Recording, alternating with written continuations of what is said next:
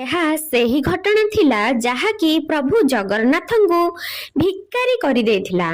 ଥରେ ପୁରୀରେ ଗୋଟିଏ ଛୋଟ ଜାତିର ମହିଳା ସ୍ତ୍ରୀୟା ଲକ୍ଷ୍ମୀ ପୂଜା ଦିନ ଶ୍ରଦ୍ଧାର ସହିତ ମା ଲକ୍ଷ୍ମୀଙ୍କ ପୂଜା ଓ ପ୍ରାର୍ଥନା କରୁଥିଲା। ତାର ଭକ୍ତିରେ ପ୍ରସନ୍ନ ହୋଇ ମା ଲକ୍ଷ୍ମୀ ତାର ଘରେ ପ୍ରବେଶ କଲେ ଓ ତାକୁ ସୁଖ ସମୃଦ୍ଧିର ଆଶୀର୍ବାଦ ଦେଲେ।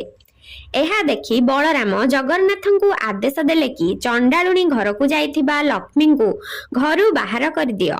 ବଡ଼ ଭାଇଙ୍କର ଆଜ୍ଞା ମାନି ଜଗନ୍ନାଥ ଲକ୍ଷ୍ମୀଙ୍କୁ ମନ୍ଦିରରୁ ଚାଲିଯିବା ପାଇଁ କହିଲେ। ଏହି ଅପମାନର ପ୍ରତିଶୋଧ ପାଇଁ ଲକ୍ଷ୍ମୀ ଅଷ୍ଟବେତାଳଙ୍କୁ ଆଦେଶ ଦେଲେ କି ଯାଅ ଓ ଶ୍ରୀମନ୍ଦିରକୁ ଲୁଟି ଆଣ।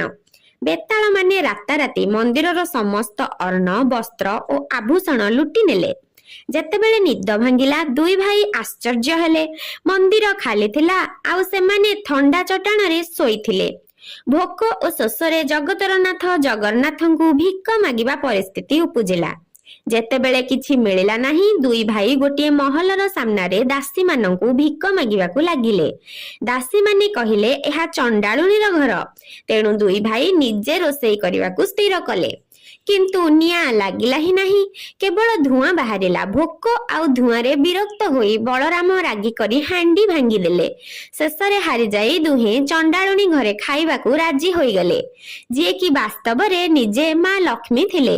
ପୋଡ଼ପିଠା ଖାଇବା ମାତ୍ରେ ତାଙ୍କୁ ସ୍ୱାଦ ଜାଣିଲା ପରି ଲାଗିଲା ଓ ସେ ଜାଣିଗଲେ ଯେ ଏହା ଲକ୍ଷ୍ମୀଙ୍କର ମହଲ।